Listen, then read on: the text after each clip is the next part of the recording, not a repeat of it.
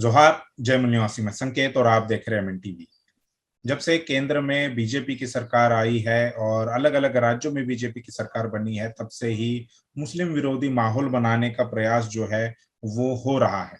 इसमें न केवल सरकार बल्कि मीडिया और प्रशासन, खासकर पुलिस प्रशासन जो है वो बड़े पैमाने पर इसमें सहभागी हो रहा है।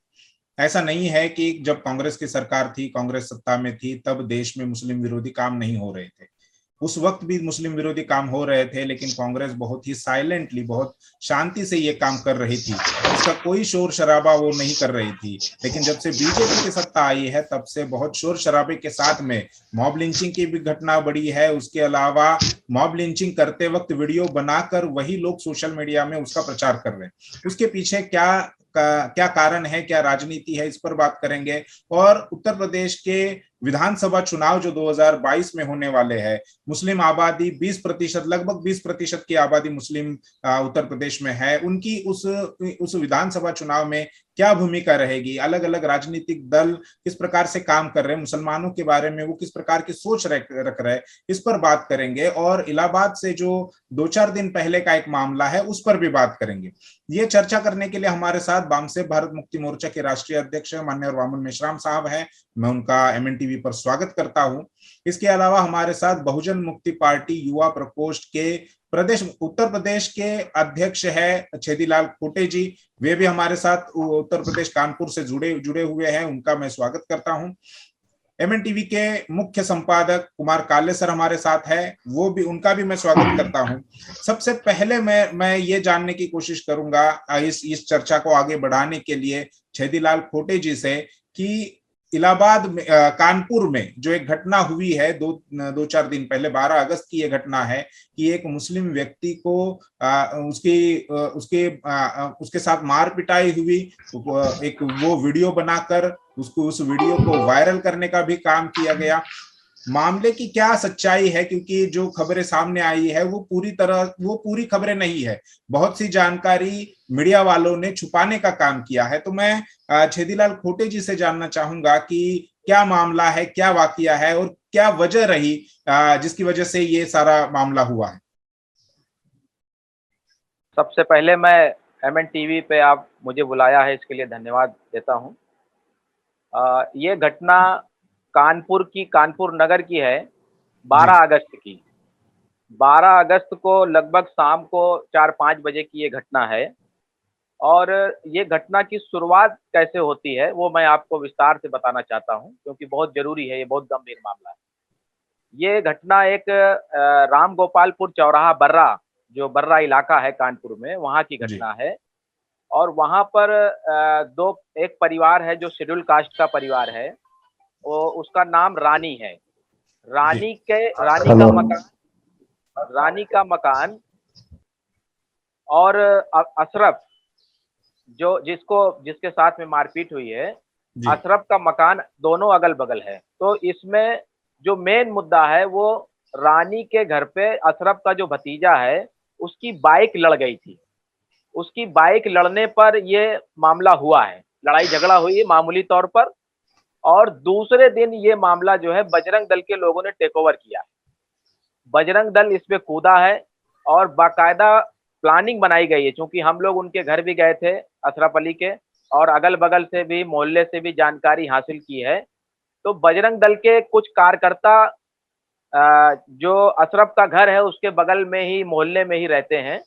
तो जब ये मालूम पड़ा तो उन लोगों ने इस घटना को तूल दिया और जी हिंदू मुस्लिम कराने के लिए, क्योंकि बजरंग दल और आरएसएस का जो मोटो है, जो उनका मकसद है, तो इसको उन्होंने प्री प्लान किया है। प्री प्लान करके दूसरे दिन इन्होंने क्या किया है कि जुलूस, बजरंग दल के करीब 100-150 लोग सड़क पर निकले हैं, झंडा डंडा बैनर लेकर के, और जुलूस निकाला है। जुलूस निकालते हुए उस अशरफ के घर जाकर, क्योंकि वो रिक्शा चलाकर आया था घर पे, उसको घर से पकड़कर और उस पिटाई की, और बहुत जबरदस्त उसके साथ पिटाई की, पुलिस के सामने उसकी पिटाई की। जी वहां पर पुलिस प्रशासन भी आ गया था। तो पुलिस प्रशासन, पुलिस के सामने बजरंग दल के लोगों ने, पुलिस खड़ी रही और अशरफ के साथ में पिटाई वो लोग बराबर करते रहे। अशरफ की एक बेटी है 8 साल की, छोटी बच्ची, वो अपने पापा को, पिताजी को मार खाते हुए देखते हुए देखा तो वो भी उससे चिपक गई अपने पिता से, लेकिन उसके बाद भी वो लोग उसको मारते रहे, बजरंग दल के जो लोग थे गुंडे बदमाश। तो इसके बाद में इन्होंने क्या किया कि जो बजरंग दल का नेता है एक संजय सिंह, बजरंगी लिखता है, उसने मीडिया वालों को बयान दिया। मीडिया वालों को ये बयान दिया कि ये घटना हम ये जो मीडिया को इन्होंने बयान दिया कि ये जो घटना है, ये हिंदू परिवार के साथ हम ऐसा नहीं होने देंगे। इसकी हम शिकायत जो वहाँ का संबंधित थाना है, वहाँ पर हमने एप्लीकेशन दी। बजरंग दल का नेता बोल रहा है कि हमने एप्लीकेशन दी कि ये लोग जो हिंदू लड़की है, जो हिंदू लड़की है, उसके साथ में ये लोग छेड़छाड़ करके धर्म परिवर्तित करा रहे हैं और बोल रहे हैं कि आपको 20,000 रुपया देंगे, आप धर्म परिवर्तित कर लो, यानी कि आप इस्लाम कबूल कर लो, मुसलमान बन जाओ। ऐसा वो बोल रहा है बजरंग दल का नेता मीडिया में। और वो ये कह रहा है कि थाने में हमारी सुनवाई नहीं हुई, एप्लीकेशन हमने दिया, इसके बाद संबंधित जो सीओ होता है क्षेत्र का अधिकारी पुलिस का, उसको हमने जाकर एप्लीकेशन दी, लेकिन वहां पर भी हमारी सुनवाई नहीं हुई, इसलिए हम सनातन धर्म को, हिंदू धर्म को बचाने के लिए सड़क पर उतरे और उतर कर हम खुद ही न्याय के लिए जो है उतर पड़े। तो इस तरीके की वो बात मीडिया में बोला है। तो हालांकि अभी हिंदू मुस्लिम वो नहीं कर पाए, क्योंकि अभी बहुत सारे लोग एससी एसटी ओबीसी के लोग जान गए कि हम हिंदू नहीं हैं। तो ये जो बड़े पैमाने पे बजरंग दल का जो मकसद था वो कानपुर में फेल हुआ। वो पूरे इसको यूपी में फैलाने की कोशिश उनकी थी जो नाकाम हुई है। पुलिस जी का बिल्कुल। रवैया पुलिस का रवैया जो है वो ऐसा लगता है कि जिनकी सरकार है उनके ही फेवर में है। जितने भी 4 आरोपी थे, 4 आरोपी में सबसे गंभीर बात यह है कि 4 आरोपी जो बनाए गए वो शेड्यूल कास्ट और ओबीसी के बनाए गए, उनको प्लान करके आगे किया गया। उसमें एक वाल्मीकि जाति का, उनके बैंड बाजे का कारोबार है, बिजनेस है, राजेश बैंड के नाम से, उसी मोहल्ले में उसका जी लड़का है। उसको उसका उसका नाम जो है डॉन करके बोलते हैं, असली उसका जो असली नाम है पता नहीं, डॉन डॉन कहते हैं। तो उसको मुख्य आरोपी बनाया गया है जो वाल्मीकि जाति का है। और इसके बाद एक गुप्ता जी का नाम आया है, उसको आरोपी बनाया गया है।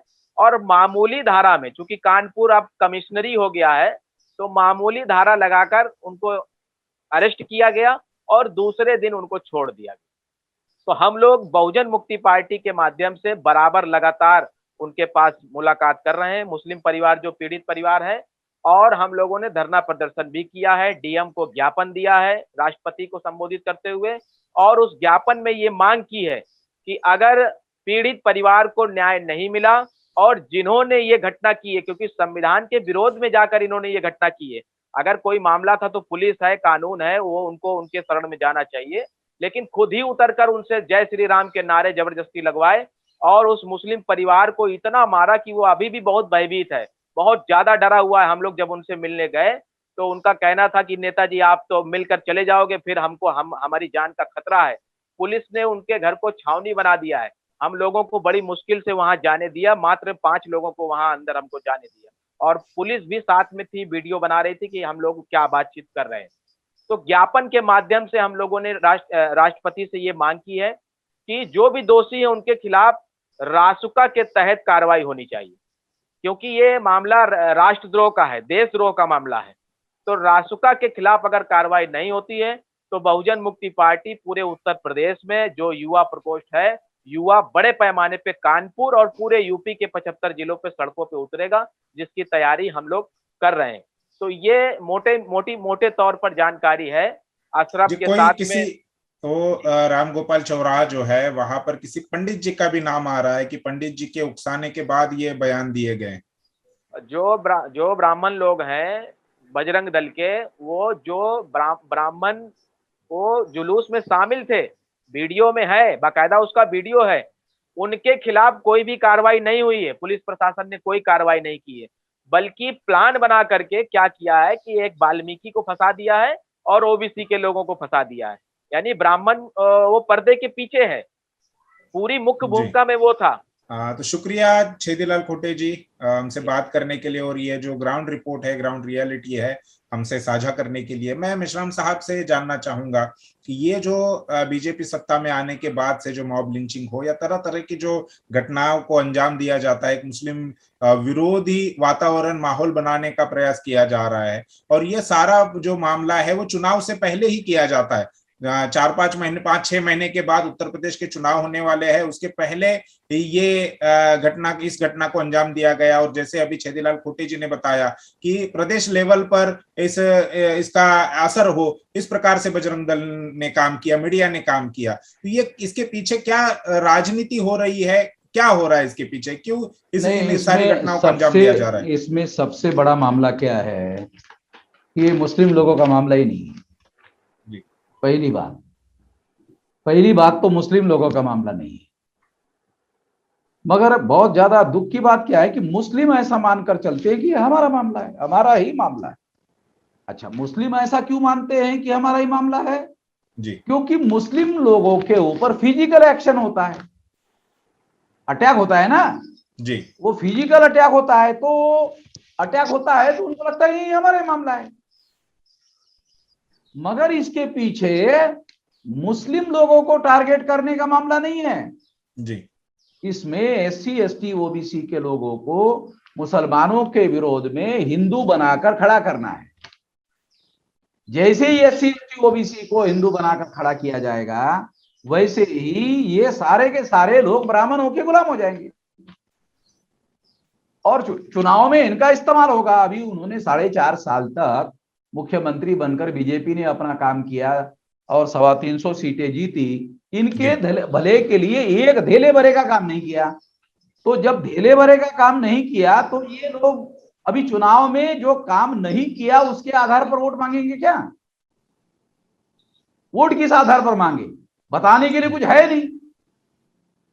तो बताने के लिए कुछ नहीं है तो वो कुछ कह भी नहीं सकते और वो कहना भी नहीं चाहते। इसके बावजूद भी वोट चाहते हैं, तो वोट कैसे मिलेंगे? मामला हिंदू मुसलमान का बनाया जाए। हिंदू मुसलमान का बनाने के लिए और एससी एसटी ओबीसी के लोगों को इस्तेमाल करने के लिए ये सारे मामले हो रहे हैं। ये मामले एससी एसटी ओबीसी के लोगों को, सारे उत्तर प्रदेश के लोगों को समझना है। जी। अभी सर इलाहाबाद हाईकोर्ट की तरफ से एक फैसला और आया मुस्लिम कि लोगों को भी ये सारी राजनीति समझना जरूरी है। मान लो कि एससी एसटी ओबीसी के लोग समझ जाते हैं, केवल एससी एसटी ओबीसी के लोग समझ जाते हैं, इससे भी मामला हल नहीं होगा। मुस्लिम लोगों को भी ये समझना है कि इसके पीछे ये राजनीति है, और दोनों के समझदार लोग अगर आपस में मिलजुल कर ये मामला करते हैं तो इनका बंदोबस्त किया जा सकता है, इन बदमाशों का बंदोबस्त किया जा सकता है। सर, कानून तो मुसलमानों के विरोध में बन रहे, एफआईआर मुसलमानों के विरोध में हो रहे, अरेस्ट उनको किया जा रहा है, हमले उनके ऊपर हो रहे। अब स्वाभाविक है, अगर इतनी सारी बातें मुस्लिमों के विरोध में है तो फिर मुस्लिम इसके बारे में सोचेंगे नहीं तो क्या होगा? धर्मांतरण का कानून लगाकर उनको परेशान। समस्या क्या है? समस्या ये है कि मान लो थोड़ी देर के लिए मुसलमानों पर, मैं खुद ही कह रहा हूं कि अगर फिजिकल एक्शन मुसलमान पर होता है तो मुसलमान को लगता ही है कि मेरी ही समस्या है जी। मगर मैं तो ये सारे परिस्थिति का लॉजिकली एनालाइज करके बता रहा हूं ना कि ये मुसलमान की समस्या नहीं है। ये मुसलमान को टारगेट बनाने की जो समस्या है, उस संबंध में मैं हमेशा कहते रहता हूं कि तीर मुसलमान पर चलाया जाता है, निशाना मुसलमान नहीं है। तीर मुसलमान पर चलाया जाता है, निशाना मुसलमान नहीं है। निशाना एससी एसटी ओबीसी है। प्रतिक्रिया में एससी एसटी ओबीसी के लोग हिंदू बन सकते हैं, समझाकर एससी एसटी ओबीसी को हिंदू नहीं बनाया जा सकता। ब्राह्मणों के पास कौन सी विचार डाला है जो एससी एसटी ओबीसी को समझाया जाए? ब्राह्मण धर्म विषमता पर खड़ा है, जाति व्यवस्था पर खड़ा है, ब्राह्मण धर्म पर खड़ा है, अस्पृश्यता पर खड़ा है, जाति ऊंच नीचता पर खड़ा है, महिला की दास्ता पर खड़ा है, नॉमिनी टाइप को बहिष्कृत करने पर खड़ा हुआ है। तो सारा का सारा अन्याय पर खड़ा है, अत्याचार पर खड़ा है जी। तो ब्राह्मण धर्म के प्रचार के लिए वो कोई समता का सिद्धांत मानने वाला धर्म तो है नहीं, बल्कि ब्राह्मण धर्म धर्म ही नहीं है, तो कॉन्स्पिरेसी है, षड्यंत्र है एससी एसटी ओबीसी के लोगों को गुलाम बनाने का। अब SC ST OBC के लोगों को गुलाम बनाना है तो क्या उनको जाहिर कह के बोलेंगे कि SC भाइयों आपको हमको गुलाम बनाना है, तो आते क्या? आदिवासी भाइयों आपको हमको गुलाम बनाना है, आते क्या? OBC भाइयों आपको हमको गुलाम बनाना है, हम आपको गुलाम बनाना चाहते हैं, आते क्या हमारे धर्म में? ऐसा तो प्रचार नहीं किया जा सकता। तो इग्नोरेंस में रखकर, मतलब उनको अंधेरे में रखकर उनको लगना चाहिए कि नहीं नहीं यही वो सही हमारी लड़ाई लड़ने वाले लोग हैं। मैं आपको उत्तर प्रदेश का एक उदाहरण देता हूं। पिछले चुनाव में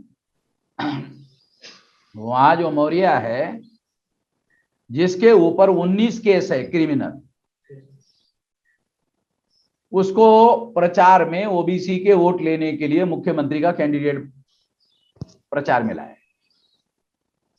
ताकि OBC के वोट मिले।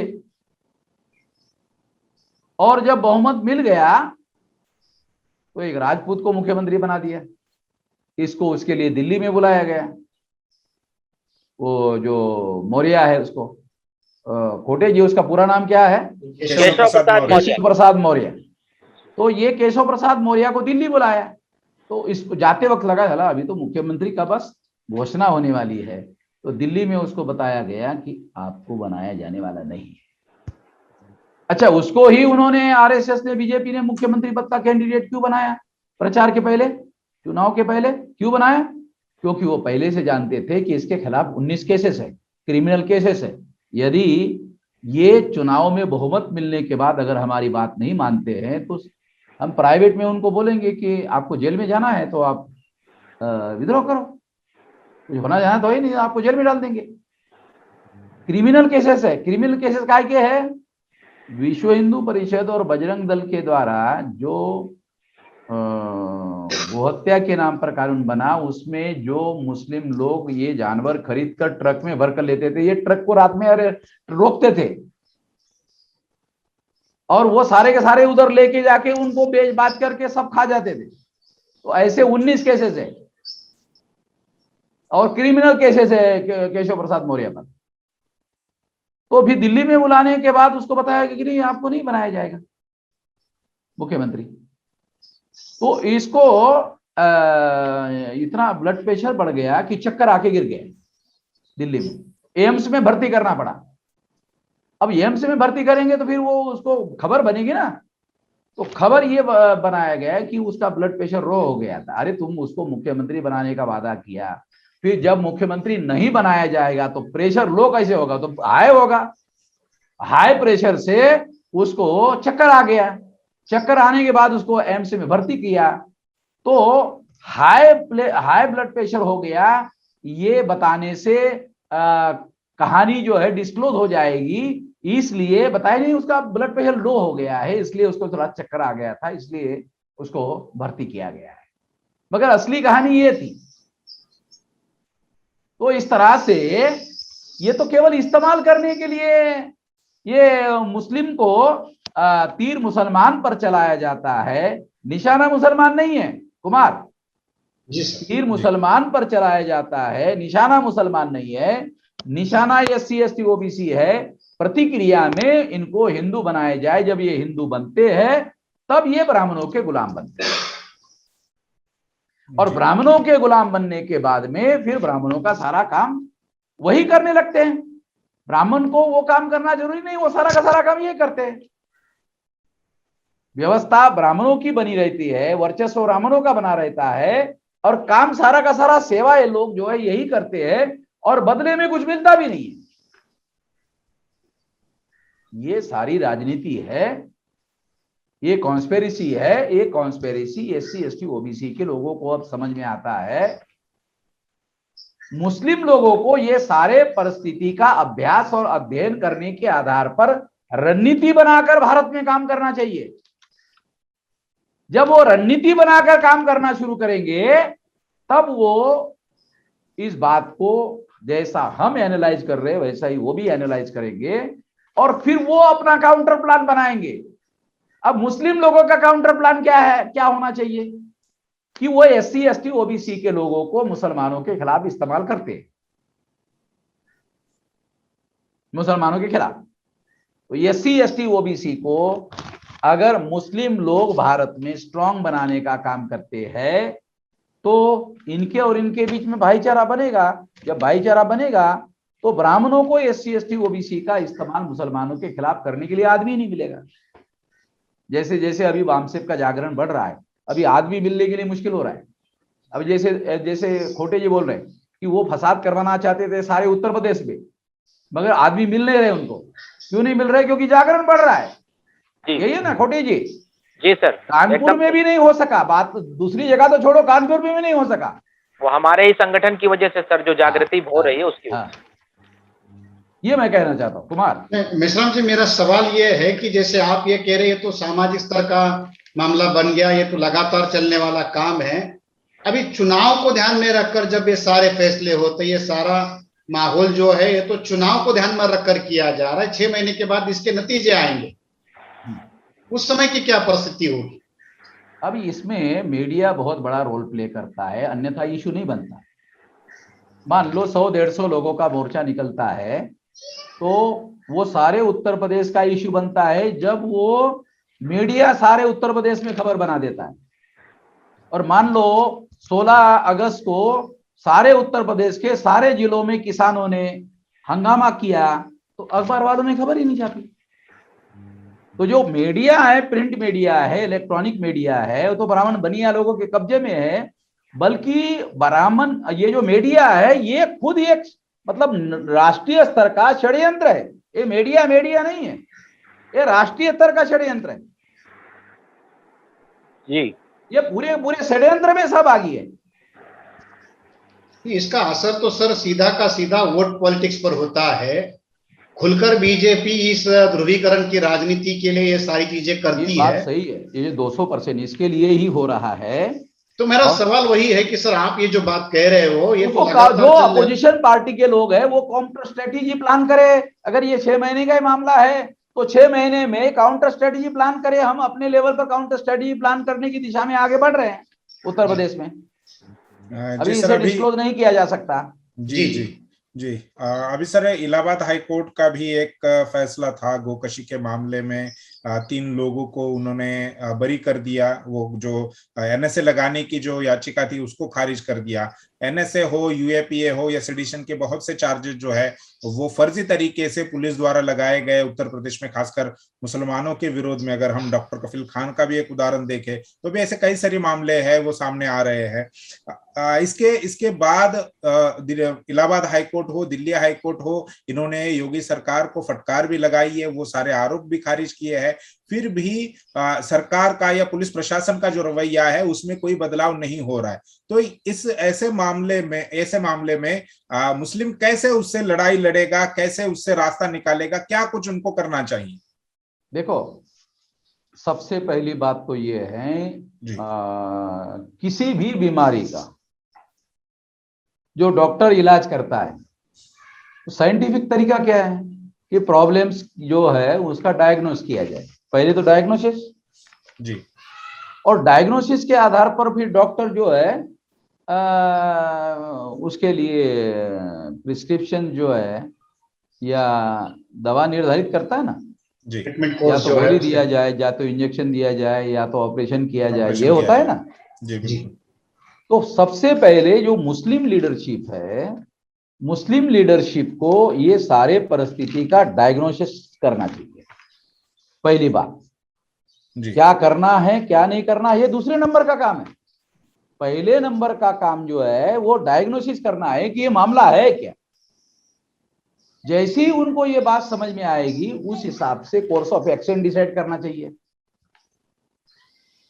अब मुस्लिम लोगों के तरफ से जितना संयम बरता जा रहा है, घटनाएं बहुत सारी हो रही है जी, और घटनाएं बहुत सारी हो रही है, उसमें मुस्लिम समाज के तरफ से जिस तरह की प्रतिक्रिया होनी चाहिए वो लोग प्रतिक्रिया नहीं कर रहे हैं। मैं ऐसा मानता हूं ये सबसे ज्यादा समझदारी का काम मुस्लिम समाज कर रहा है।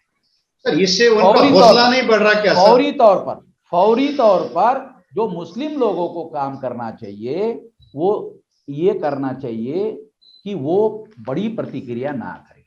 मगर बड़ी प्रतिक्रिया ना करे तो क्या निष्क्रिय रहे? निष्क्रिय रहना उपाय नहीं है। सर बीजेपी इसको अपनी जीत मानती है।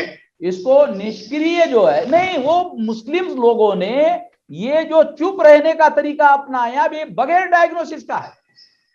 ये मेरा मानना है कि ये चुप रहना ये उपाय नहीं है, ये एक रणनीतिक साइलेंस है। अगर ये रणनीतिक साइलेंस है तो एक ही काम नहीं, दूसरा काम करना है। तो कौन सा? कि ये जो SC ST OBC के लोगों का इस्तेमाल होता है, फिर उसके लिए काम करना चाहिए ना सक्रिय रूप से। एक तो एक रणनीति का हिस्सा है कि इसमें प्रतिक्रिया ना करे, प्रतिक्रिया करने से सारे स्टेट के मुसलमानों को भारी नुकसान होता है। तो ये तो अच्छा काम कर रहे हैं, मगर इतने ही काम पर रुक के रहना ये उपाय नहीं है। उपाय ये है कि SC ST OBC के लोग जो है उन लोगों के साथ में जमीनी लेवल पर भाईचारा बनाने का काम करना चाहिए, और उसके लिए बड़े पैमाने पर ये ब्राह्मण लोग जिस तरह से SC ST OBC के लिए उकसाने का काम करते हैं, उस तरीके से इनको ये काम नहीं करना चाहिए। उनको ये काम करना चाहिए कि उनको इनके साथ भाईचारा बनाने के लिए अपने से पहल करनी चाहिए। तीसरा काम, SC ST OBC के जो संगठन है, खासतौर पे हमारे जैसे संगठन जो इन बातों को बहुत बारीकी से जानते हैं, समझते हैं, तो मुस्लिम लोग जब प्रतिक्रिया नहीं करते हैं तो हम लोगों को प्रतिक्रिया करना चाहिए SC ST OBC के तरफ से, ताकि SC ST OBC के लोग जब प्रतिक्रिया करेंगे, स्ट्रेटेजी बनाकर प्रतिक्रिया करेंगे, तो उनको हिंदू मुसलमान का मामला नहीं बनाया जा सकता जी।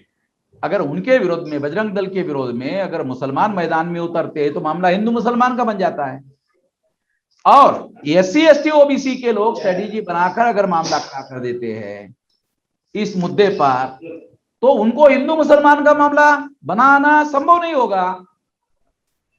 तो एक तो मुस्लिम लोगों को भी अपनी तरफ से करना चाहिए, और SC ST OBC के लोगों को भी अपने तरफ से करना चाहिए। और राष्ट्रीय स्तर पर मान लो रिजर्वेशन का कोई मामला है, तो रिजर्वेशन के मुद्दे पर सारे देश भर में मुस्लिम लोगों को SC ST OBC के समर्थन में काम करना चाहिए। तो जो पॉलिटिकल रिजर्वेशन है, पॉलिटिकल रिजर्वेशन में मुस्लिम लोगों को मेरी हाथ जोड़ के विनती है कि पॉलिटिकल रिजर्वेशन में आज तक मुस्लिम समाज के लोगों ने या तो कांग्रेस के ब्राह्मणों का साथ दिया या तो बीजेपी के इनडायरेक्टली उनका साथ दिया। तो इसका परिणाम ये हुआ कि इसमें ये सारे एपिसोड में ब्राह्मण मजबूत हो गए। रिजर्व सीट तो कम से कम SC ST की रिजर्व सीट है, तो SC ST की रिजर्व सीट SC ST की है, तो SC ST के लोगों को उसमें फायदा होना चाहिए। SC ST के लोग जो स्वाभिमानी संप्रदाय के लोग हैं उनको मुस्लिम लोगों को साथ देना चाहिए। तो स्वाभिमानी संप्रदाय के SC ST OBC के लोगों को मुस्लिम समाज की तरफ से जो साथ मिलना चाहिए वो मिलता नहीं है, ब्राह्मणों के पार्टी का साथ देते हैं। तो इससे क्या होता है, ब्राह्मणों की पार्टी एक तरफ मजबूत हो जाती है और SC ST OBC का इस्तेमाल करने के लिए लायक हो जाते हैं।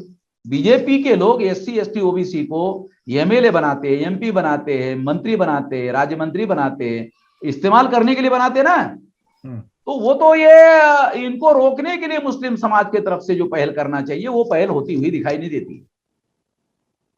क्योंकि ये बेसिकली ये सारा का सारा इश्यू राजनीतिक है। कुमार, आपको लगता है ये धार्मिक मामला है? नहीं, मगर मुस्लिमों का ऐसा कोई पॉलिटिकल फ्रंट भी नहीं कि जिसके माध्यम से वो SC ST OBC के लिए कोई, जैसे आप भाई कह रहे हो कि भाई बीजेपी या कांग्रेस इनको MLA बनाती, MP बनाती, मिनिस्टर बनाती, तो मुस्लिमों का तो ऐसा कोई फ्रंट है नहीं कि वो अपने मन से इनको ये करे। मेरा क्या कहना है, जैसे मुस्लिम लोग जब चुनाव आता है, बंगाल में क्या हुआ, वो भी तो वोटर ही है ना सर। मुसलमानों का कोई संगठन नहीं है, आपकी बात मान लेते हैं थोड़ी देर के लिए, मगर मुसलमानों ने जिस यूनाइटेडली बीजेपी को परास्त करने के लिए तृणमूल कांग्रेस को वोट दिया, ऐसा वो सारे देश भर में करते हैं। नहीं, मगर वहां विकल्प TMC है।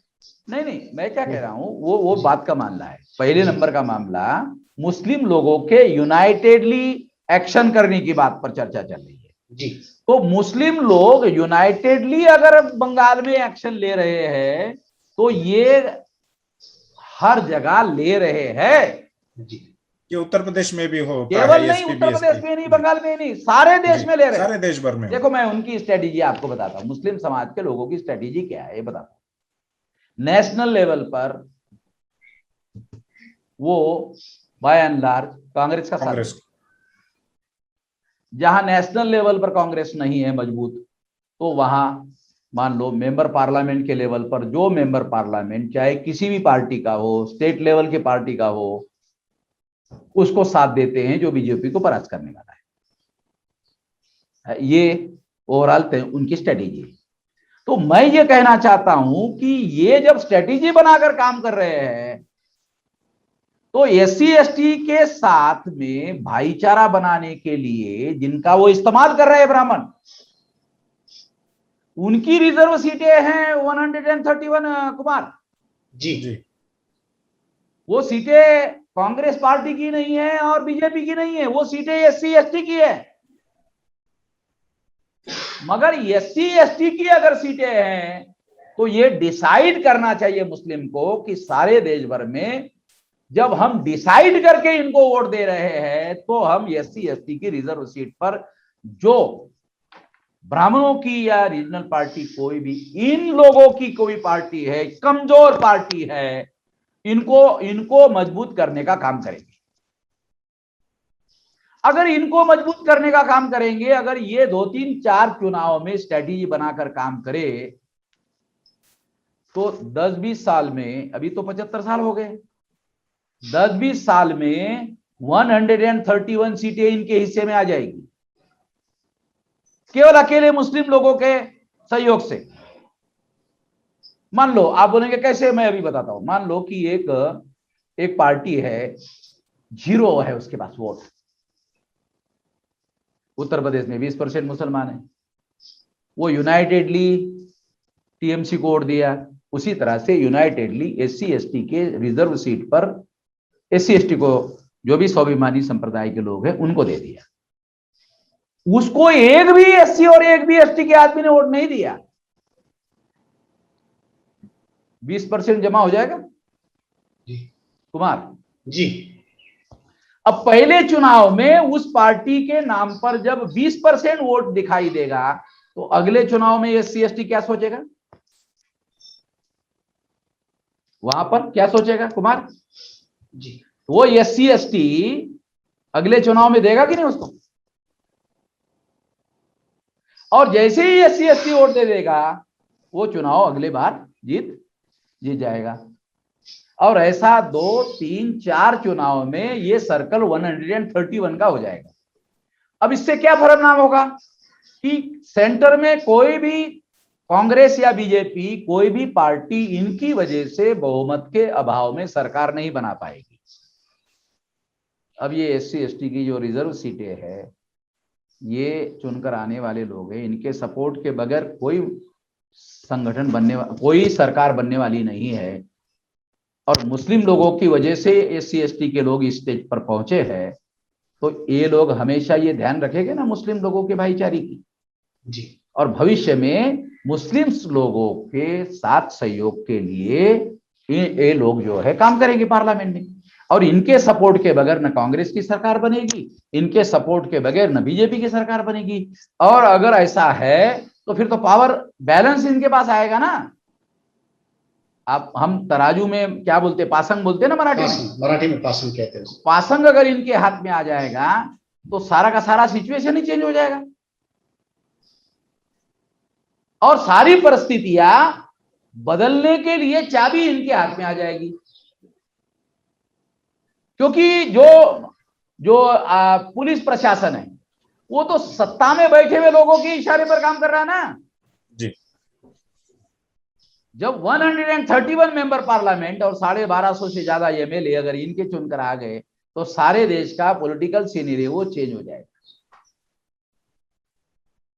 जब सारे देश का पॉलिटिकल सीनरी वो चेंज हो जाएगा, तो निश्चित रूप से परिस्थितियां बदलना शुरू हो जाएगी। क्योंकि एससी एसटी के लोग इस बात को भूल नहीं पाएंगे कि मुसलमानों की वजह से हम लोग ये स्टेज पर पहुंचे, तो वो अपनी पावर का, अपने शक्ति का बेनिफिट मुस्लिम लोगों के सिक्योरिटी में करेंगे। तो मजलूम और मजलूम की दोस्ती होनी चाहिए, मजलूम और मजलूम की एकता होनी चाहिए, और मजलूम और मजलूम की दोस्ती और एकता हो, इसके लिए स्ट्रेटेजी होनी चाहिए। मगर सर अब व्यवहार तो इसमें ये आसानी होता क्या है। है, इसमें जी आसानी क्या है कि अब ये काम आसान काम है कि हमारे जैसा संगठन, वाम से भारत मुक्ति मोर्चा, बहुजन क्रांति मोर्चा, ये राष्ट्रीय स्तर का संगठन है, ये काम अब मुसलमानों को करना नहीं है। ये इतना बड़ा संगठन है जिन्होंने 2-2 बार भारत बंद करवाया।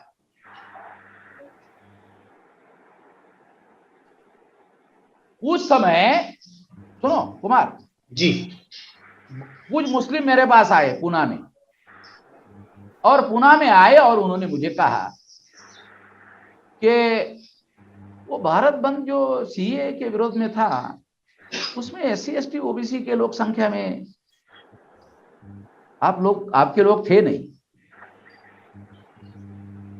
कुमार जी मैंने कहा ये भारत बंद किसने करवाया? जब वो शाहीन बाग का आंदोलन चल रहा था, तो शाहीन बाग के आंदोलन ने मामला हिंदू मुसलमान का बना दिया था, तो सरकार को फायदा हो रहा था, बीजेपी को फायदा हो रहा था, RSS को फायदा हो रहा था, विश्व हिंदू परिषद को फायदा हो रहा था। शाहीन बाग आंदोलन ने हिंदू मुसलमान का मामला खड़ा किया था। जब हमने भारत बंद का मामला खड़ा कर दिया कुमार, जी सर, सीए मुद्दे पर भारत बंद के बाद में अमित शाह ने और नरेंद्र मोदी ने सीए बोलना बंद कर दिया कि नहीं कर दिया? जी क्यों कर दिया, इसका रहस्य जानते हो? वो रहस्य थोड़ा बताता हूं। रहस्य क्या है?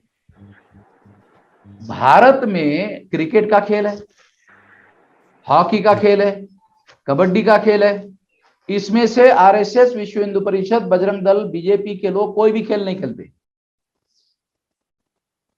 उनका सबसे बड़ा नेशनल गेम क्या है? SC ST OBC को मुसलमानों से लड़ाया जाए और मुसलमानों से भिड़ाया जाए। ये उनका नेशनल गेम है। RSS का, बीजेपी का, विश्व हिंदू परिषद का, ये नेशनल गेम है। कौन सा? SC ST OBC को मुसलमानों से लड़ाया जाए, मुसलमानों से भिड़ाया जाए। अब जब सीए के मुद्दे पर एक साइड में SC ST OBC और दूसरे साइड में मुसलमान जब इकट्ठा हो गए, तब उनको लगा अरे साला सीए का मुद्दा तो अमन इस्लाम का मुद्दा नहीं है, मगर मुद्दा तो हमने दे दिया उनको, बना बनाया रेडीमेड मुद्दा हमने दिया। और इस मुद्दे पर जिनको आपस में लड़ाने का काम हम करते हैं और आपस में लड़ते रहते हैं, ये सारे लोग सीए के मुद्दे पर इकट्ठा हो गए। ये तो हमारी वजह से हो गए, हमारे नाराजगी की वजह से हो गए। सीए बोलना बंद कर दिया। जब सीए बोलना बंद कर दिया तो मुसलमानों ने कहा कि मामला हल हो गया, खत्म हो गया सीए। इस वजह से समस्या होती है, ये खत्म नहीं हुआ। उन्होंने दूसरा डिजाइन किया, ये स्ट्रेटेजी, इन मुद्दों पर ये दोनों लोग इकट्ठा आ रहे, दोनों लोग इकट्ठा आने वाला मुद्दा नहीं करना है। क्योंकि हमको डाटा मिल गया था ना आसाम का, 19,48,000 में 14,48,000 SC ST OBC के लोगों को निकाल दिया, केवल 5 लाख मुसलमानों को निकाला। तो ये का जो मुद्दा है, ये मुद्दा मुस्लिम विरोधी नहीं है, अगर है भी तो दूसरे नंबर पर है, SC ST OBC के विरोध में है ये। जी अब RSS के लोग, बीजेपी के लोग, विश्व हिंदू परिषद के लोग क्या कहते हैं? जब पाकिस्तान बना था तो 27% वहां हिंदू थे।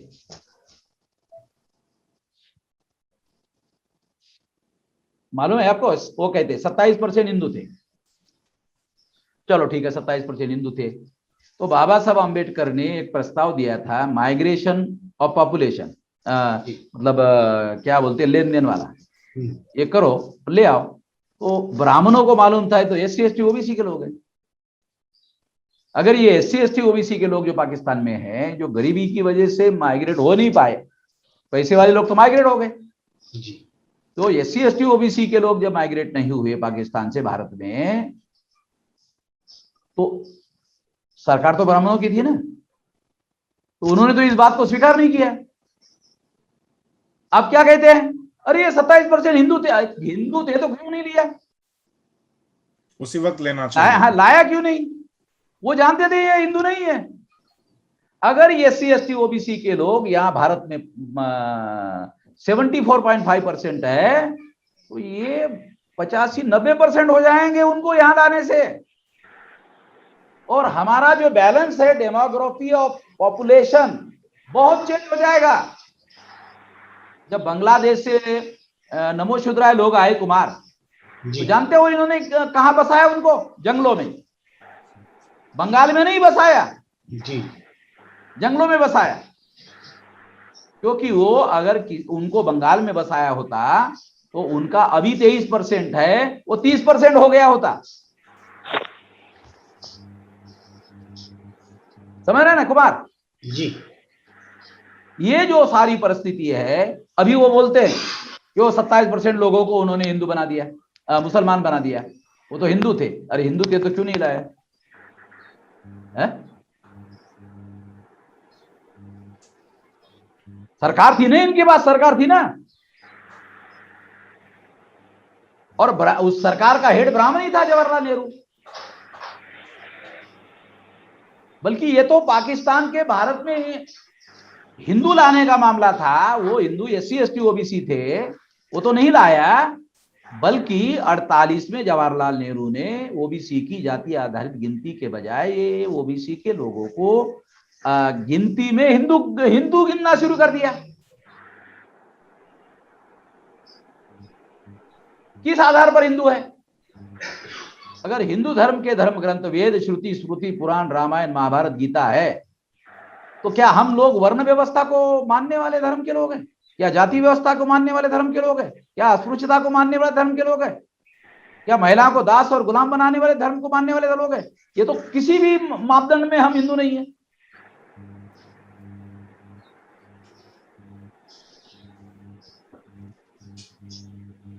मगर सत्ता के बल पर, शासन के बल पर हिंदू घोषित कर रहे हैं ना।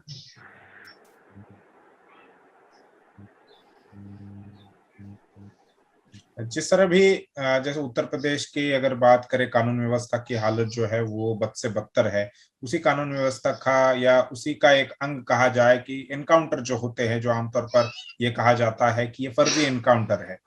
जितने भी अभी तक पिछले 3 सालों में एनकाउंटर हुए हैं, उनमें 37% इनकाउंटर जो है वो केवल मुसलमानों के हुए हैं। इसका मतलब है कि 63% जो इनकाउंटर है वो SC ST OBC, उसमें 2 4 5 जो है वो ब्राह्मण या तत्सम ऊंची जाति के लोग रहे होंगे, लेकिन बड़े पैमाने पर SC ST OBC के लोगों का इनकाउंटर पुलिस द्वारा किया गया है। 37% ये तो उत्तर प्रदेश में हुआ है जी। 37% जो मुसलमानों का इनकाउंटर हुआ है उसमें भी फर्जी इनकाउंटर ज्यादा है, तो उसकी चर्चा मीडिया में बहुत रही। लेकिन SC ST OBC के लोगों का जो इनकाउंटर हुआ 63%, उसकी चर्चा नहीं हो रही है। क्या वजह है? और इस पूरे इनकाउंटर्स पर आपका क्या कहना है? कानून व्यवस्था की अगर बात करें उत्तर प्रदेश की, पार्टी के लोगों को आग्रह करेंगे कि ये मुद्दों को इश्यू बनाओ चुनाव में। जी खोटे जी, इस मुद्दे को आप लोग पार्टी के लेवल बनाओ, इस मुद्दे को जी बड़ा इश्यू बनाओ। ठीक है सर, पिछले कुछ दिनों से ये देखने को मिला है। सर, मेरी आवाज आ रही है? हाँ सर, पिछले कुछ दिनों से खास तौर पर 2014 के बाद में देखने को मिला है कि कम्युनल राइट्स, जिसका जिक्र आपने किया कि SC ST OBC और मुस्लिमों के बीच में कम्युनल राइट्स होते थे, ये राइट्स की घटनाएं कम हो गई है और अब उसकी जगह पर मॉब लिंचिंग की घटनाएं दिखाई दे रही है। राइड करवाने वाले लोग सत्ता में पहुंच गए, जिसको कांग्रेस के लोग बचाती थी। अब वो लोग सत्ता में पहुंच गए तो राइड नहीं कर सकते। तो उन्होंने हिंदू मुसलमान का मामला जिंदा करने के लिए, जिंदा बचाने के लिए नए तरीके डेवलप किए। मॉब लिंचिंग उसी का हिस्सा है, लव जिहाद उसी का हिस्सा है, धर्मांतरण उसी का हिस्सा है। ये सारे मुद्दे नए डेवलप किए गए हैं। मगर जब EVM मुसलमानों की भी वोट बीजेपी को दे रही है, तो फिर ये मॉब लिंचिंग और राइट्स की जरूरत क्या है? अभी क्या है कि 24 अप्रैल 2017 को EVM के केस में सुप्रीम कोर्ट ने मेरे फेवर में निर्णय दिया और पेपर ट्रेल मशीन लगाया। पहले एक ही मशीन हुआ करती थी, इसलिए आसानी से घोटाला से किया जा सकता था। अभी क्या है, पेपर ट्रेल लगाया गया है, चाहे 1% क्यों ना हो, मिलान करना पड़ता है। और वो 1% भी मिलान नहीं होता नहीं है वो मिलान। क्योंकि वो घोटाला होता है तो वो मिलान होगा ही नहीं, चाहे 1% हो, मगर वो भी मिलान होता नहीं है। इस वजह से अब इनको पेपर टेल मशीन लगाने के बाद में अब घोटाला करने पर काफी इंटरनल चेक आ गया है। दूसरा, अभी जो सुप्रीम कोर्ट में मेरी केस पेंडिंग है, यदि उस तरह का और निर्णय आता है तो मतलब और ज्यादा सुधार होगा। और जस्टिस लोकुर जो सुप्रीम कोर्ट के रिटायर्ड हो गए, जो 4 जजेस में से एक थे, उनका भी बहुत सारा रिपोर्ट पब्लिश हुआ है अभी जी। उसमें बहुत सारी नई बातें आई है, बहुत सारा घोटाले का मामला है ईवीएम के रेफरेंस में। और वो मामला जल्दी ही, ऐसा लगता है सितंबर माह में उत्तर प्रदेश के चुनाव के पहले सुप्रीम कोर्ट में जा सकता है। और बहुत सारी नई चौंकाने वाली नई डाटा आ गया है, और वो अगर लेके जाया जाए अभी सुप्रीम कोर्ट में तो इस पर फैसला हो सकता है। मेरा सवाल सर ये था कि अगर ईवीएम सारे वोट मैनेज कर रही है, मुसलमानों की जिन कॉन्स्टिट्यूंसीज में आबादी 50% से 80% तक है असेंबली की, वहां भी बीजेपी के कैंडिडेट चुनकर आ रहे, तो ध्रुवीकरण की राजनीति जिसके लिए बीजेपी करती थी, अब तो ईवीएम मुसलमानों की भी वोट बीजेपी को दे रही है, तो फिर राइट्स या मॉब लिंचिंग की जरूरत क्या है? देखो, 2 प्रकार के चोर होते हैं, एक ओरिजिनल चोर होते हैं, एक चोर नहीं होते हैं मगर उनको चोरी करना है। तो दोनों के तरीके एक जैसे नहीं हो सकते ना। एक चोर जो है वो खुल्लम खुल्ला चोर है और वो लोग भी जानते हैं, वो चोरी करते रहता है। मगर ये जो वोटों की चोरी वाला मामला है वो चोर नहीं है लोग, तो उनको बहुत ध्यान से, बहुत हिसाब से चोरी भी करनी पड़ती है और चोरी ना हो ऐसा दिखाना भी पड़ता है, शो भी करना पड़ता है। नहीं तो ये सारा का सारा भांडा फूटने का खतरा होता है। कुमार जी, ये के प्रकार का चोर नहीं है ना, ये आया क्या समझ में आया क्या बोल रहा हूं? अब रैलियों में भीड़ उनकी बड़ी है, लाखों की रैलियां हो रही है बड़े पैमाने पर। आज का अगर अखबार आपने पढ़ा होगा तो नरेंद्र मोदी की पॉपुलैरिटी 66% से 24% में आई है, ऐसा इंडिया टुडे का जी आया रिपोर्ट।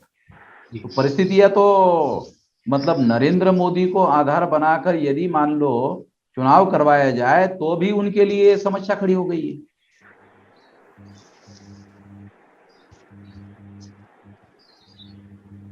और 60% वोट जो है वो डिवाइडेड होते हैं, इसलिए चुनाव जीतते हैं। जिस बूथ पर 100% मुसलमान है वहां भी 800 वोट जो है बीजेपी को गए थे पिछले बार। वही तो मेरा सवाल है कि सर फिर मगर वो उस समय गए थे जब पेपर टेल नहीं लगा था जी। अब पेपर टेल लगाए बगैर वाला और पेपर टेल लगाया हुआ मशीन अभी यूपी में रहेगा जी। और अभी भी मामला सुप्रीम कोर्ट में जाकर अभी भी चुनाव के पहले कोई ना कोई ऑर्डर आ सकता है, क्योंकि उसमें बहुत सारे अभी भी फ्लॉज है। क्योंकि अभी 5 राज्यों के चुनाव में मिसमैच की कोई भी घटना रिपोर्ट नहीं हुई। जिस बात को आप कह रहे हैं उस तरीके की कोई मिस रिपोर्ट जो है मिसमैच की सामने नहीं आई। उसका कारण ये है कि ये कांग्रेस बीजेपी, कांग्रेस और गठबंधन, बीजेपी और गठबंधन, ये मिलकर हो रहा है। देखो, मिसमैच वाला मामला जो है वो तो कांग्रेस पार्टी का कैंडिडेट जो है वहां रहेगा, उनके कार्यकर्ता रहेंगे, उनके आमने सामने होगा ना, तो वो तो रहते ही नहीं है, वो तो उठ के चले जाते हैं। बिहार में तेजस्वी यादव लगातार ईवीएम की विरोध में बोलते रहे, मगर आरजेडी के द्वारा भी इस तरीके की कोई आवाज नहीं उठाई गई। नहीं तो वो नहीं उठा सकते, वो एक मर्यादा के बाहर नहीं उठा सकते पॉलिटिकल पार्टी क्यों? क्योंकि कांग्रेस को नाराज नहीं कर सकते ना। मतलब कांग्रेस के साथ समझौता किए बगैर चुनाव भी नहीं लड़ना है और कांग्रेस को नाराज भी नहीं करना है, ये भी ध्यान रखना है। उनकी 15-20 सीटें बहुत कम मार्जिन से हारी थी। अगर वहां पर इस तरीके हारी नहीं, वो हरवाया गया। हाँ, तो वो जो भी है, मगर अगर वहां वो आवाज उठाते तो आज सत्ता में वो होते, खुद मुख्यमंत्री होते।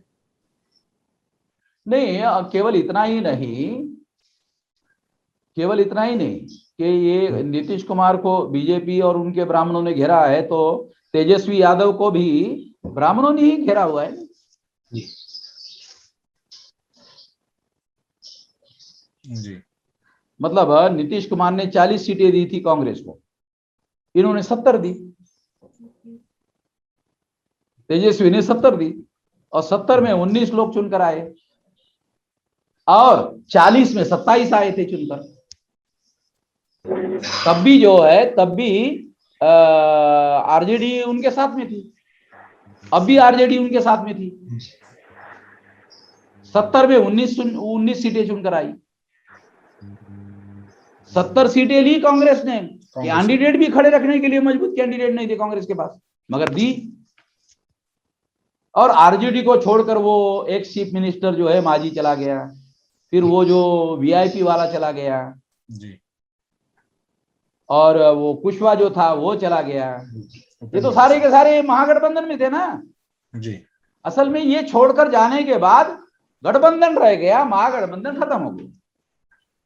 मान लो थोड़ी देर के लिए कि जो 40 सीटें कांग्रेस को दी थी और 30 सीटें, तो 30-35 सीटों में या 40 सीटों में ये सारे लोगों को दिया जा सकता है, तो आज सरकार इनकी होती। जी हम लोगों को तो समय भी नहीं दिया, नहीं दिया है तो मैंने बोल दिया था। ये ब्राह्मणों का मैनेजमेंट ये है कि वो ये कोशिश कर रहे थे इनको समय भी ना मिले, तो उनके इशारे पर काम कर रहे थे। थोड़ी देर के लिए मान लिया जाए कि उन्होंने जो कुछ भी हमारे साथ किया, ये तो हम जिंदगी भर नहीं भूलेंगे ना, ये थोड़ी भूलेंगे। और इसी बात को ध्यान में रखते हुए बिहार में काम करेंगे भविष्य में, और इसी तरह को, इसी बात को ध्यान में रखते हुए वहां काम करेंगे। ऐसा संगठन बनाएंगे इस हिसाब से कि जो भी बदमाशी करेगा उनका बंदोबस्त करेंगे। जी मिश्राम जी, और एक सवाल जो है कि ध्रुवीकरण की राजनीति का बीजेपी को लगातार फायदा होता रहा। वो खुलकर मुस्लिमों के विरोध में बात करते हैं, एक टिकट तक उनको नहीं देते। तो इसी तरीके से ये जो ध्रुवीकरण की राजनीति बीजेपी के समर्थन में खड़ी होती है, तो बहुत सारी पार्टियां या बहुत सारे संगठन सवर्णों के विरोध में भी लगातार बात करते हैं। तो सवर्णों के विरोध की ध्रुवीकरण की राजनीति का लाभ उन्हें आज तक क्यों नहीं मिल पाया? एक तो इनके विरोध में लड़ाई लड़ने वाले जो लोग हैं, आवाज उठाने वाले लोग हैं, क्या ये संगठित लोग हैं? उत्तर प्रदेश का उदाहरण ले लो जी। उत्तर प्रदेश में एक शेड्यूल कास्ट को आधार बनाकर पार्टी बनाई है बीएसपी जी। और समाजवादी पार्टी ओबीसी को आधार बनाकर बनाई हुई है। राजभर जी बात कर रहे हैं, सुनो तो नहीं, वो दूसरा और आगे का मुद्दा है जी। पहले मैं ये दो बात आपको बता दूं। जी। मायावती ने, काशीराम जी ने तो बहुजन को आधार बना करके पार्टी बनाई थी और कोशिश की थी कि एससी, एसटी, ओबीसी, माइनॉरिटी, वो सारे लोगों को ध्यान में रखते टिकट बंटवारा करते थे। जी जी। मायावती ने सारी स्ट्रेटेजी ही उल्टी कर दी और उन्होंने शेड्यूल कास्ट के तक लिमिटेड लाया और शेड्यूल कास्ट के नीचे फिर चमार और जाटव तक नीचे लाया, क्योंकि भ्रष्टाचार करना है तो दूसरे लोग उनका साथ क्यों देंगे? जी। परिवर्तन के लिए तो साथ दे सकते हैं। बिल्कुल। तो इसलिए नॉन जाटव और चमार लोगों ने उसके विरोध में विद्रोह किया और इस विद्रोह करने के लिए आरएसएस बीजेपी के लोगों ने हवा देने का काम किया, उनको टिकट देने का काम किया। जैसे 18 लोकसभा की सीटें हैं, 17 सीटें उन्होंने नॉन जाटो चमार लोगों को केवल देने का काम नहीं किया कुमार, चुनवा कर लाया। जी। जब चुनवा कर लाया तो तब तो अकल आना चाहिए ना, तब तो समझ होना चाहिए। इसी तरह से समाजवादी के विरोध में कि उन्होंने ओबीसी बेस पार्टी के बजाय यादव बेस पार्टी बना दिया और उसको आरएसएस बीजेपी के लोगों ने हवा देने का काम किया और सारे नॉन यादव लोगों को उन्होंने एब्सॉर्ब करने का काम किया। फिर मौर्य हो, कुर्मी हो, पाल हो, गडरिया हो, सारे एमबीसी के लोगों को समाजवादी पार्टी के खिलाफ खड़ा कर दिया और इसका पिछले चुनाव में ध्रुवीकरण किया। जो इनके खिलाफ में ध्रुवीकरण होते थे उनके एमबीसी का और कुछ लोगों के जाति का ध्रुवीकरण समाजवादी के विरोध में किया। जी। ये एनालिसिस बता रहा हूं आपको जी। और अब मान लो ध्रुवीकरण करना चाहते हो बीजेपी के विरोध में, तो ये एमबीसी का जो फैक्टर है वो समाजवादी के समर्थन में जाने के लिए तैयार नहीं है। मान लो ओम प्रकाश राजभर समाजवादी पार्टी के समर्थन में स्टैंड लेता है थोड़ी देर के लिए, क्या ओम प्रकाश राजभर के कहने पर वो समाज जो प्रतिक्रिया करता है वो वोट को ट्रांसफर कर लेगा? दो चीजें हैं, एक समझो गठबंधन है, गठबंधन में आप वोट ट्रांसफर कर सकते हो क्या, तो बेनिफिट है। अगर वोट ट्रांसफर नहीं कर सकते हो तो वो बेनिफिट नहीं होगा। वोट ट्रांसफर करने के लिए कैडर बेस ऑर्गेनाइजेशन चाहिए। बामसेफ ने भारत के राजनीति को ट्रांसफरेबल वोट का सिद्धांत दिया। बामसेफ जैसा कैडर बेस ऑर्गेनाइजेशन होगा तो ही ट्रांसफरेबल वोट का सिद्धांत लागू होगा, कोई भी नहीं लागू कर सकता। तब काम हो सकता है। सीटों के बंटवारे में अगर उनको बराबरी का मामला मिले, उनकी भी सीट कैंडिडेट खड़े हो जाए तो वो ट्रांसफर नहीं होगा क्या? मान लो थोड़ी देर के लिए सीट देने का मामला आता है जी। समाजवादी पार्टी के सामने कितनी सीटें उनको दिया जाए, अगर वो अव्वा के सवा सीट दे दिया तो उनके भविष्य पर क्या असर पड़ेगा, इसका सोचेंगे कि नहीं सोचेंगे? हैं? तो इसलिए वो बहुत ज्यादा सीटें दे नहीं सकते। तो जहां जहां सीट दे दी गई वहां तो वो लोग जो है अपने एमबीसी का आदमी है करके वोट देंगे, मगर वो जहां चुनाव नहीं लड़ रहे हैं वहां के वोट क्या ओम प्रकाश राजभर समाजवादी को ट्रांसफर कर लेंगे? आप मेरी बात समझ नहीं रहे? जी सर, आया समझ में आया। ये है इंपॉर्टेंट बात। मुझे नहीं लगता कि समाजी लेवल पर जो प्रतिक्रिया आरएसएस बीजेपी फील्ड में पैदा करती है और उनके कैडर आरएसएस के सारे बूथ लेवल पर मैदान में होते हैं और 6-6 महीने तक वहीं जमे रहते हैं और प्रतिक्रिया निर्माण करते हैं और मीडिया में खबर तक नहीं आने देते, पता ही नहीं चलने देते। जी। पॉलिटिकल पार्टी को पता चलेगा तो काउंटर स्ट्रेटेजी बनाएंगे। जी। काउंटर स्ट्रेटेजी होगी तो सफलता मिलेगी।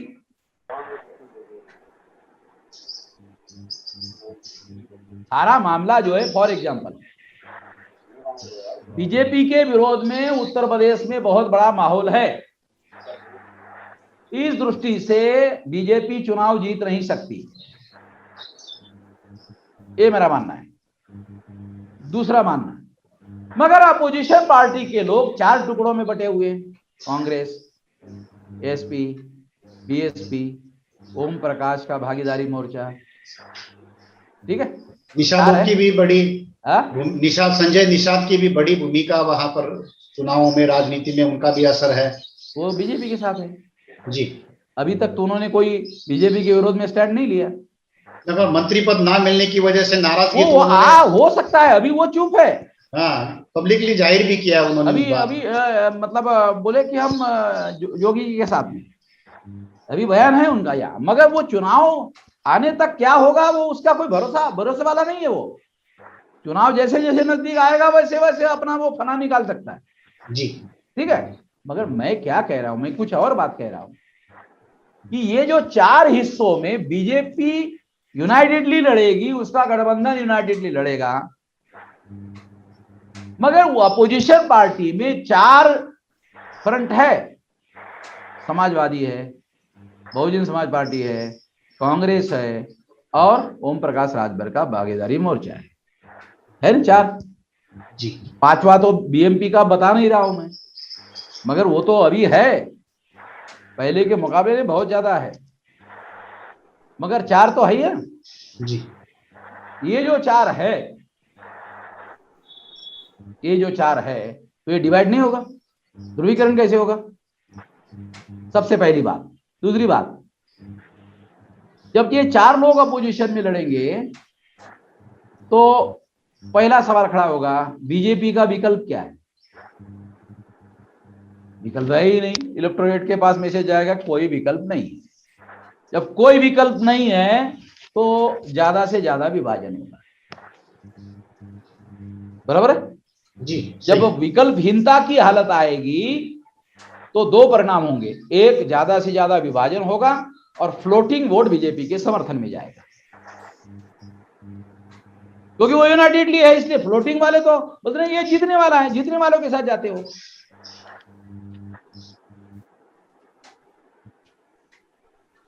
तो जो परिस्थिति है उत्तर प्रदेश में बीजेपी के हारने वाले हालात है, मगर बीजेपी हारेगी नहीं। क्यों? क्योंकि सारा अपोजिशन 4 टुकड़ों में बटा हुआ है।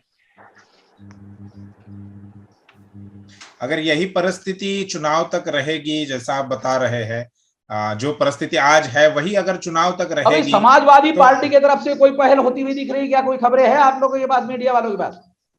वो तो महान दल के साथ मीटिंग हो रही है, उन्होंने महान दल, चौधरी। केवल महान दल जो है, देखो कितना बड़ा दल है, मैं आपको बताता हूं। लखनऊ में उन्होंने मीटिंग की, महान दल ने, हॉल बुक करने के लिए भी उनके पास पैसा नहीं है, तो वो समाजवादी पार्टी के ही दफ्तर में उन्होंने महान दल की मीटिंग की। कितना बड़ा दल है कुमार? जी कुछ है ही नहीं। आरएलडी के साथ में भी उनका गठबंधन घोषित हो चुका है। हाँ, ये हुआ, ये पश्चिमी उत्तर प्रदेश में उसका जो 7-8 जिले है वहां ये कहा जा सकता है, मगर जिन 7-8 जिलों में ये है वहां यादव नहीं है। मगर अब ये जो किसानों का आंदोलन है, जाट आंदोलन का फायदा तो होगा। हाँ, तो राकेश टिकैत का जो भाई है उसने कहा कि हम अपने लोग कैंडिडेट खड़ा करेंगे। जी। आजम खान की वापसी का क्या परिणाम होगा? आजम खान की ऐसी तबीयत नहीं है कि वो आने वाले समय में चुनाव में कोई रोल प्ले करे। जी, मतलब ऐसा दिखाई नहीं दे रहा जी। और बीजेपी के लोग उसको चुनाव होने तक छोड़ने देंगे, मतलब ऐसे फंसा के रखा है। क्योंकि अभी उत्तर प्रदेश की राजनीति में कोई अब विरोधी दलों के पास में कोई मुस्लिम चेहरा नहीं बचा और सारी राजनीति जो है वो हिंदुत्व को बेस बनाकर हो रही है। तो ऐसे में आजम खान का एक नाम या उनका चेहरा या उनकी वापसी मुस्लिम वोटरों पर काफी प्रभाव निर्माण कर सकती है। मगर वो बीजेपी वाले इस बात को ध्यान में रखते हुए उसको फ्री नहीं होने देंगे। मतलब आजम खान की दो स्थितियां है जी, एक उसकी तबीयत और एक उसकी जमानत, दो स्थितियां है। मान लो तो जमानत होने नहीं दे रहे और जमानत हो गई तो सेहत क्या कैंपेन चलाने लायक है क्या? ये एक बात है। अभी भी उनकी तबीयत जो है नासाज है तबीयत एक तो उम्र का भी तकाजा है, दूसरा तबीयत का भी है। जी। जैसे मुलायम सिंह जी 80 साल के ऊपर हो गए तो वो भी समकक्ष ही है, मतलब उम्र के हिसाब से। जी। लेकिन मेरा सवाल ये था सर कि यही परिस्थिति अगर विपक्ष जो है वो 4 टुकड़ों में बटा रहा और चुनाव तक यही मामला रहा तो फिर मुस्लिम वोटर को क्या करना चाहिए आपकी तरफ से? आप उनको क्या सुझाव देंगे? नहीं, मुस्लिम वोटर जो है सुझाव पर काम नहीं करेगा ना हमारे। जी। हमारे सुझाव पर काम नहीं करेगा, वो क्या करेगा आपको बता जी। 40% से लेकर ऐसे सिचुएशन में 60% वोट समाजवादी को जाएंगे, 40% से 60%। और जहां बहुजन समाज पार्टी के मुस्लिम कैंडिडेट रहेंगे वहां मुस्लिम जाएंगे और जहां कांग्रेस के कैंडिडेट मुस्लिम रहेंगे और मजबूत कैंडिडेट रहेंगे नॉन मुस्लिम, वहां मुस्लिम जाएंगे। तो ऐसा मामला बनेगा। तो 40% से लेकर 50-60% तक वोट जो है डिवाइड होगा मुस्लिम लोगों का। जी। ऐसी संभावना है। तो इस संभावना की वजह से समाजवादी का नुकसान होगा ज्यादा। सर वो वैसे भी मैदान में रहेगा, ओबीसी मैदान में रहेंगे और वो मतलब पूरी ताकत से नुकसान पहुंचाने के काम में रहेंगे। वो मतलब ओवैसी जी जो है वो तो रहेंगे। जी। शिवपाल के साथ में उनका गठबंधन की उन्होंने बात भी वहां पर हाँ, चलाई है। शिवपाल जी के साथ उनका गठबंधन हो सकता है, मगर शिवपाल जी का कल बयान आया कि नहीं, हम समाजवादी के साथ रहे।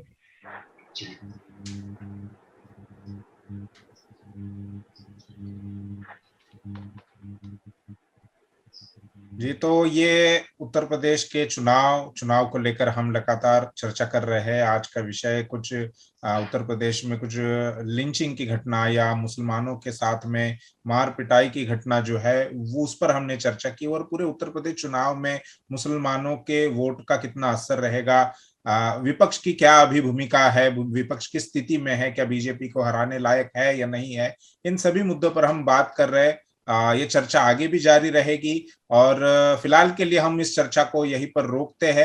हमारे साथ वामन मेश्राम जी जुड़े, वाम से भारत मुक्ति मोर्चा के राष्ट्रीय अध्यक्ष, उनका मैं आभार व्यक्त करता हूं। इसके अलावा बहुजन मुक्ति पार्टी युवा प्रकोष्ठ के छेदीलाल खोटे जी कानपुर से हमारे साथ जुड़े, और कानपुर की जो घटना है उस घटना के बारे में उन्होंने हमें ग्राउंड रियलिटी बताई, जो आमतौर पर मीडिया में नहीं आई। उनका भी हम आभार व्यक्त करते हैं। कुमार काले सर का भी आभार व्यक्त करते हैं, और यही चर्चा हम यहीं पर समाप्त करते हैं। आप सभी लोगों का शुक्रिया।